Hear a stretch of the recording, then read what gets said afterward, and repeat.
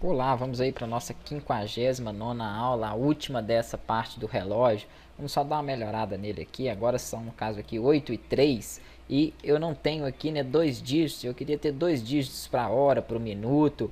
E aqui igual tá para o segundo. Para o segundo só tá com esses dois dígitos porque tá um número, né, acima que 9. Então de 10 para cima ele coloca os dois dígitos. Eu quero que quando esteja um número menor que 9, ele coloque também, né, os dois dígitos, então 08, 03 minutos e aqui, né, os dois para o segundo. Quando ele rodar aqui agora, começar de novo, lá, 01, ele vai voltar a ficar só um dígito, então fica muito estranho a nossa hora dessa forma.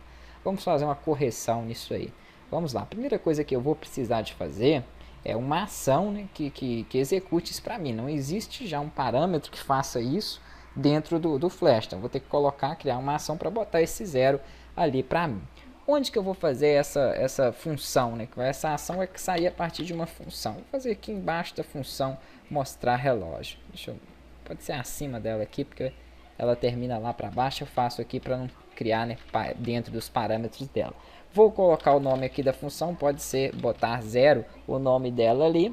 E ela vai ser de que tipo? Vou dar aqui, né, um parâmetro para ela, como se ela fosse, né, de um valor inteiro. Não existe aí hora, minuto, nada disso quebrado, só valores inteiros. E aqui é onde nós sempre colocamos, nós na maioria das vezes colocamos que ela não tem retorno, que ela é de tipo void. Porém, nesse caso, ela vai ter um retorno, ela vai me retornar alguma coisa. O que ela vai me retornar? Ela vai me retornar um número ali antes do dígito, quando ele for menor que 0. Então, quando for por exemplo, 8, ele vai colocar um 0 lá para mim, 0,8. Quando for, por exemplo, 6 minutos, 8 horas e 6 minutos, ele vai colocar o 0,6 e assim em diante. Esse número, apesar de ser um número, aliás, ele não é, né, de valor inteiro. Eu vou dar ele um valor string, porque vai ser um valor aplicado dentro de uma caixa de texto. Aqui dentro, então, eu vou criar a função que vai fazer esse 0 ficar antes daqueles dígitos.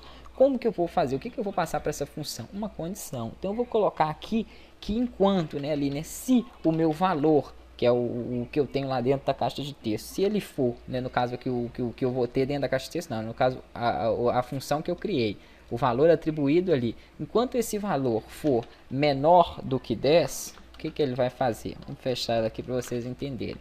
Ele vai me dar aqui, ó, duas condições. Vamos lá. Enquanto ele for menor que 0, antes de criar a primeira condição, eu vou colocar a segunda, que é o else.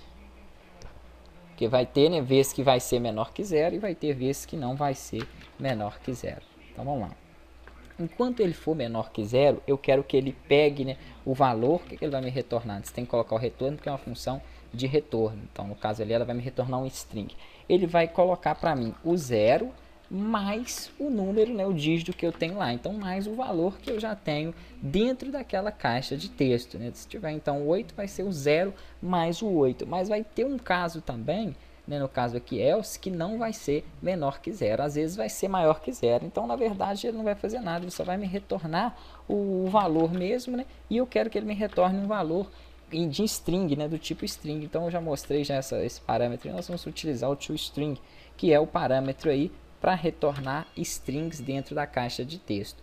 Porém, isso aí não vai adiantar nada, porque nós fizemos a função, mas onde que essa função vai entrar no nosso código? Não adianta nada eu criar a função e não chamar ela. Então, eu vou chamar ela exatamente aqui embaixo, onde eu tenho aqui, ó, o parâmetro de hora, o parâmetro de minutos. Então, eu vou chamar ali, no caso, a minha função antes dela. Eu vou colocar aqui, então, o nome da função, né, que nós temos lá em cima, que foi botar 0.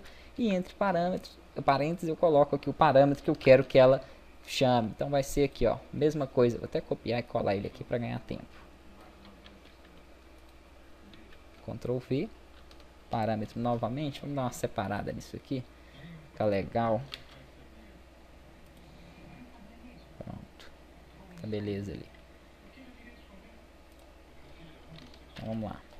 Minutos também. Vai ser o parâmetro aí da minha função, e eu vou chamar a minha função também aqui, né, botar 0 antes dos segundos. Então, para a hora, para os minutos e para os segundos, eu quero que ele coloque o 0. Mas aí, tem algum problema esses enter eu ter quebrado a linha? Não, só fecha o meu parâmetro aqui, ó, só fecha toda essa linha de comandos onde está o ponto e vírgula. Então, não tem nada a ver ali. Usem aí, né, a forma que quiser para organizar melhor o código de vocês. Opa, erro de digitação aqui vai dar erro na hora de compilar lá. Então vamos fazer o teste. Vou dar um Ctrl Enter, ele vai carregar aí. Vamos ver se deu certinho. Então, antes da minha hora, ele colocou o 0. Antes do minuto, ele colocou o 0. E aqui, enquanto também o segundo for de um dígito só, ele vai colocar o 0 mais o valor que tem lá, que foi o que eu pedi aqui, ó, na função aqui em cima, onde eu estou até passando o mouse. Então ele vai me retornar o que? Quando ele for menor que 0, ele me retorna o 0 mais o valor que eu já tinha naquela caixa de texto, que no caso aqui, né, era 8, agora 8 minutos, e aqui 55 segundos. Na hora que zerar aqui, vocês vão ver que vai continuar nos segundos também, o 0 ali na frente. Então ficou mais bem vistoso aí o nosso relógio. Espero que vocês tenham gostado dessas aulas aí, né, com esse relógio digital e analógico. A parte do relógio termina por aqui. Na próxima aula a gente já continua a nova unidade. Então um abraço aí, até a próxima aula.